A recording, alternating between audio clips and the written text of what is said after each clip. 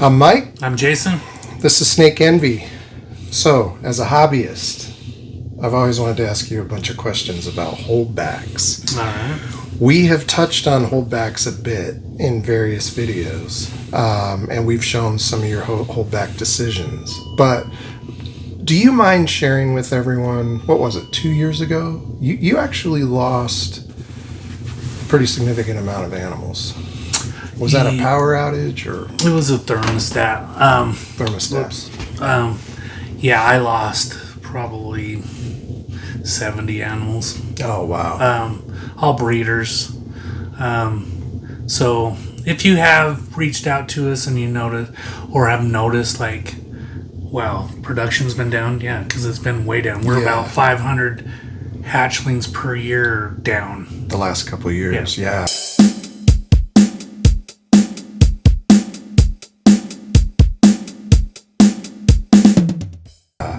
And this year was the same.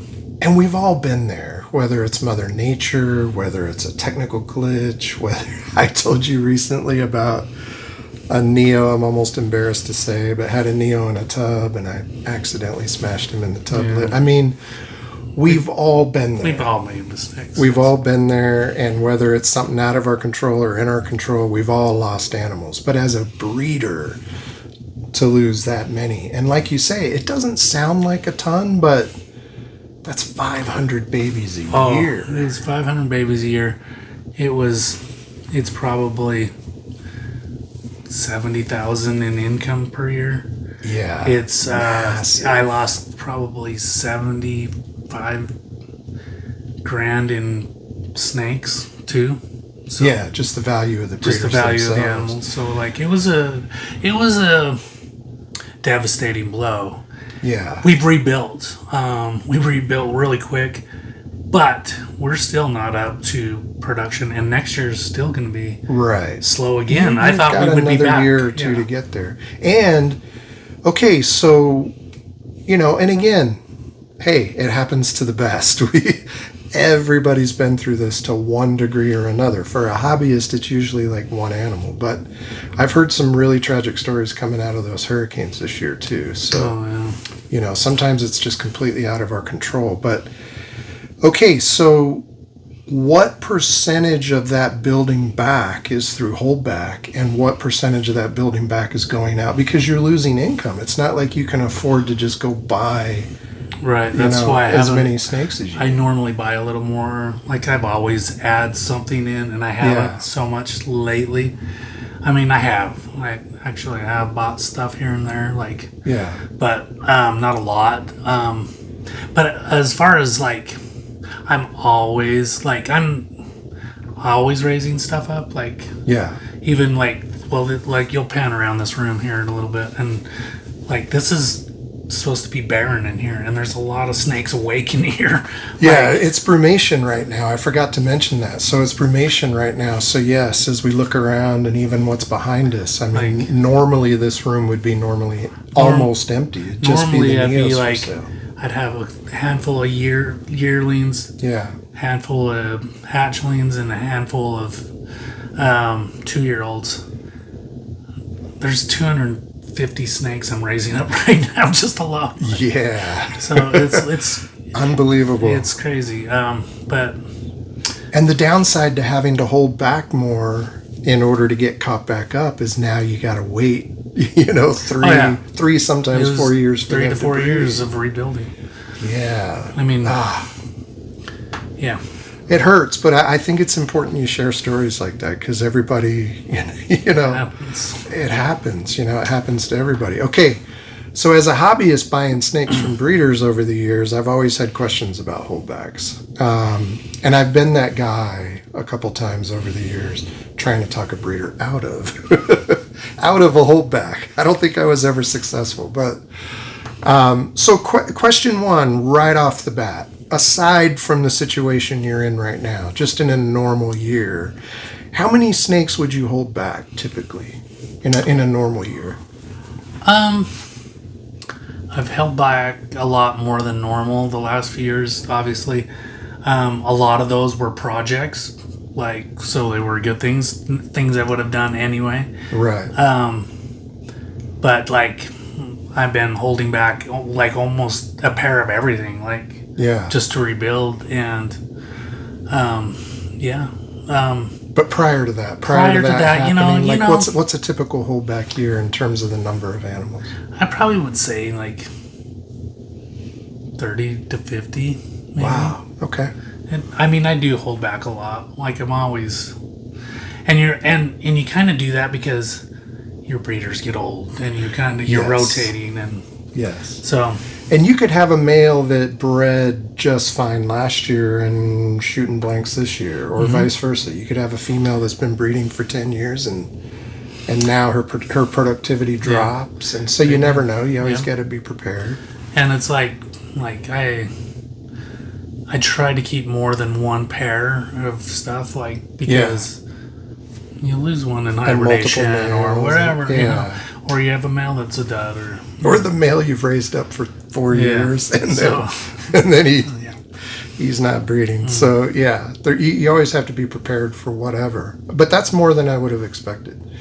Okay, now what percentage of the time do you go into laying season knowing kind of exactly what you need to hold back, and how much of it is just flying by the seat of your pants when you see what's born and you're like, okay, that guy's not going anywhere? What's the mix? I'd say mostly I know what I want to hold back prior to going into it, but like this year I had stuff and I was just like, you know, I just, well, you know, I'm going to keep this. Like, I just like I did that last week. There was a couple of snakes in here for sale, and I was just like, well, you know, I kind of need these. Or I want these, or, you know, or something is born and you're just like, wow. Oh, yeah. And the most of the surprises, like, where I didn't know, were like when I was breeding, when my bull snakes were hitting on all cylinders, and you produce this like crazy smorgasbord of morphs, and you're just like, well, freak, I want that and that and that, and then but you can't keep everything, and you gotta that's gotta be hard when you probably want to keep a dozen, but you can realistically only keep maybe 2 of any one thing. So a few weeks ago we had another YouTuber here, and he was filming, and he fell in love with some snakes you're holding back, some gray-banded kings. And it was interesting just kind of watching from afar that conversation, and he was pushing hard. How often do you ever change your mind and allow somebody to talk you out of a holdback? Not very often. But like if someone messaged me and I'm like, they're like in a dire need, and I happen to have something, I'll work. You know, I like to help people out too. Like I've let go of personal animals plenty of times, and it just depends. You know, it's like how many I'm holding back. It's just, or if I can get by, or like So I've actually helped people and let go some of my stuff, keepers, on a whim kind of thing, like, but generally not. Generally, you're locked in. And a lot of people, people love to ask, like, hey, do you want to sell all your female bull snakes this year? All your adults? I was like, I love that. I love kind those of questions. offer would that take? Hey, do you have any female bull snakes? Yeah. Like, do you have any albino patternless bull snakes that are females that are ready to breed that you want to sell? It's like, good luck with that one, with everybody. Like, I just raised them up for the last 4 years. Now they've been breeding for 4 years. No, they're not. They're not going anywhere. A lot of times you put too much into them to want to sell them. Exactly. And again, we've talked about it on the channel as a hobbyist. That's the thing we don't think about when we're standing there across from you at the expo, trying to haggle over a few dollars. We don't think about the fact that it's all expense and no income for about 4 years on average, 3 to 4, on a holdback, before you're actually going to start seeing some money come back in.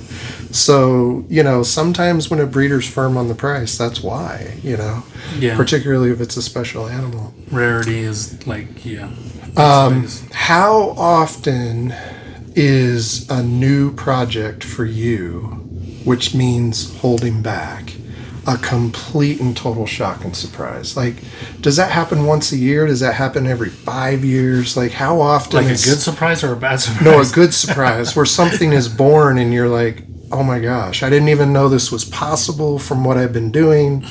Total surprise. How often does that come along? Because obviously you're going to hold that back. I mean, it happens. It usually happens at a more productive rate than I am doing right now, just because of the low numbers. But it's every few years, maybe. Even like 2 years ago when I had, after the disaster, and I had like these mismatched Great Basin gophers, and I plugged them together. They weren't even meant to go together, and it threw this one clutch. There was only 4 eggs, wow. 2 normals, 1 aberrant, and 1 anutheristic aberrant. And it's wow. Well, how did this happen? This wasn't supposed to happen. My Metallica Great Basins, yes, they were supposed to be orange, but they weren't supposed to have whatever that, I call it anery, but it's not. It's something else. It's right. It may be not even described yet. But yeah, that whole thing was like, wow, all right. Totally out of the blue. Yeah, but it happens. Interesting. All right. So how about you share with us some of your holdbacks this year, and then just kind of explain the reasoning behind it. Some of it is just going to be, hey, this is replacing an animal I lost a couple years. I'm still building back. Some of it's going to be that simple. Some of it is going to be, hey, this guy stands out or this gal stands out, and show us why. Like, I think sometimes I've always assumed, holdbacks are more rare because it's like something super special, but I'm betting there's a lot more to it than I've ever thought. I have some simple calking. I even have normal stuff. So all right, let's check out some holdbacks and kind of get your input as to why. Okay.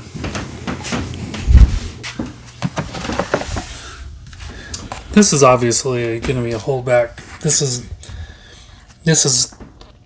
a Utah mountain king snake, but so like this snake is a captive born, F1 captive born, and when you get wild snakes, especially something like this, you want captive born because they're gonna do better. I don't know how long these adults are gonna make it, or live, and I don't know how old they are, but you're going to want to hold back something like that because it's a project and you're going to refine it and work with it and stuff. So that's really obvious. That's interesting because you don't think about that. Most, as a hobbyist, I don't typically keep wild-caught adults.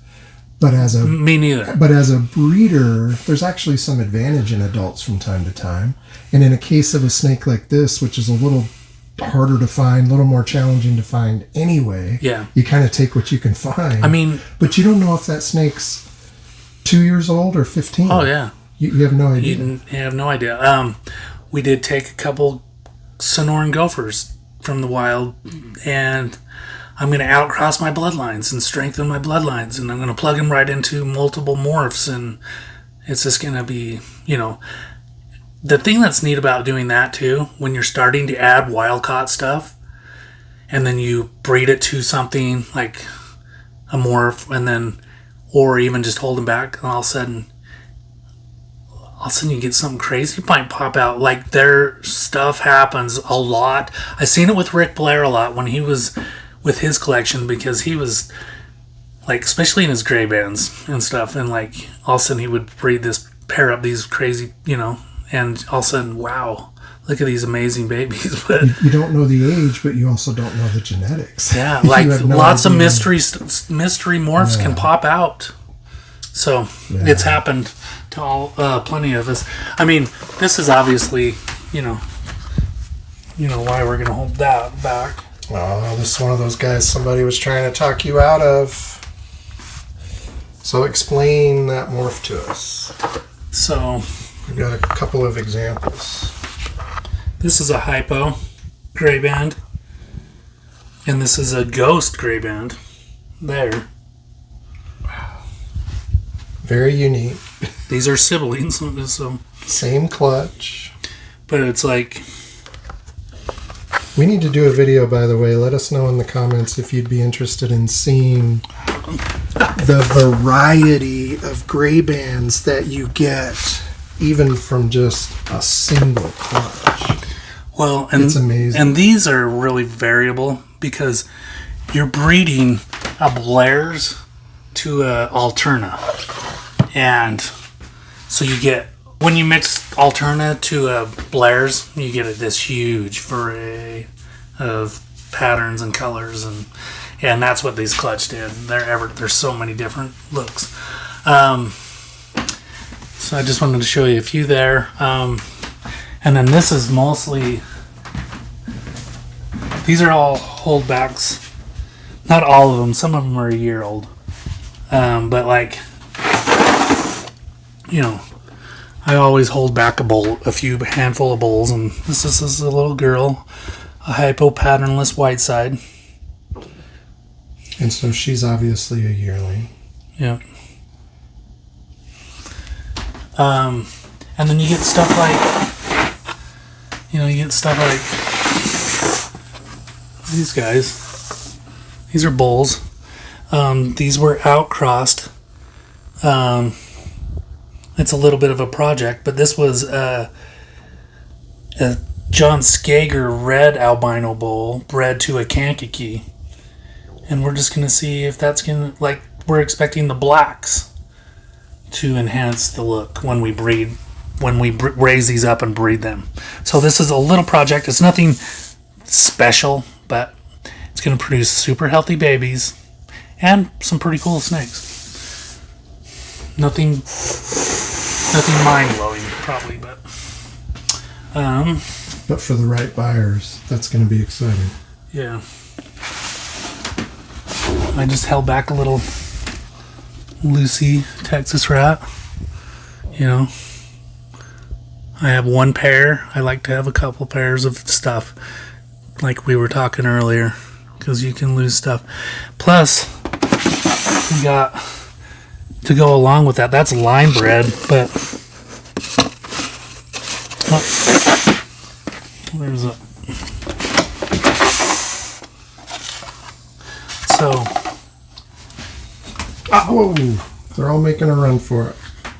So this was outcrossed, a wild-caught Texas rat bred to the mother Lucy, and so these are awesome-looking babies, aren't they? Yeah, but love the eyes. This is 100% outcrossed. So this is going to be genetically a very healthy baby. And you're already dealing with an inbred line. So it's a great project to carry on with and strengthen. I love strengthening bloodlines. Yep.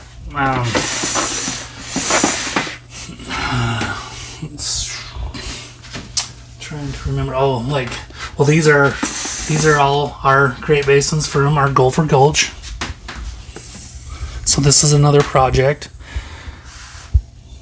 We bred a Snow to a wild-caught aberrant. And so nothing special here, but totally... But what genes are present? Yeah. Well, you got... it's ready to breed. Yeah. Well, yeah. It's going to produce some cool stuff. Yeah. Without a doubt.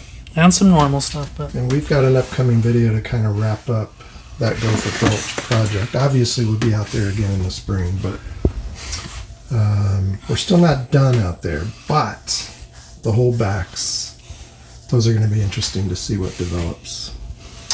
I'm trying to find where these guys are.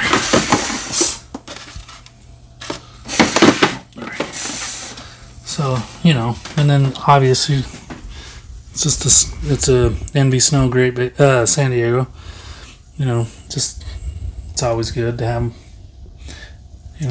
Well, this is your baby. This is your morph. So, and these are really... You definitely want to make sure you have enough to keep that maintained. Keep it going. And so, yeah, there's just stuff like that. Bull snakes, gopher snakes, tons of stuff. King snakes. What is something you held back, like maybe Cal King, something along those lines that was purely just to replace like lost animals? You know, not necessarily anything special, but just, you know, you're down animals for that project.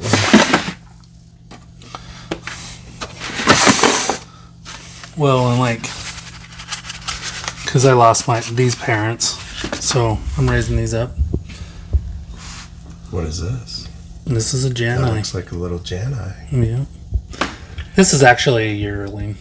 And at a year old, you can already start to see some of those orange colors starting to come. And I baby these. They're still eating small prey at this age.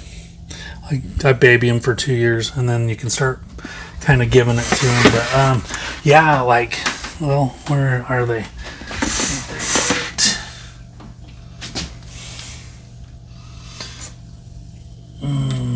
Where are those?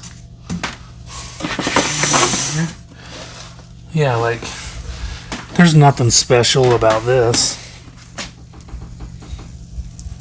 It's a good looking It's just a striped Cal King.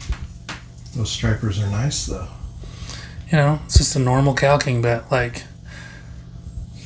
I held them back. I held back a pair. I bred a stripe. Well, I bred an albino stripe to a melanistic. So I held back a pair of those. They turned out really nice. They are...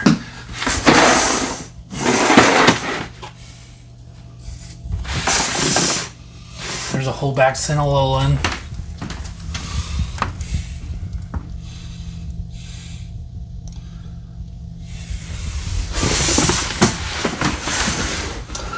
Let's trying to find these all guys. Here's my Cal Kings. So this is kind of a little project, but I love the look, how they're just chocolate and yellow. Chocolate and yellow, very thin banded. Thin band. But this was a result of an albino stripe to a melanistic. So, hyper-melanistic. So, yeah. We'll see what that does. You know, obviously stuff like, you know, where the heck does that thing go? Is it this one? Here it is. But there's a blizzard bull, you know. Nice. It's not a true.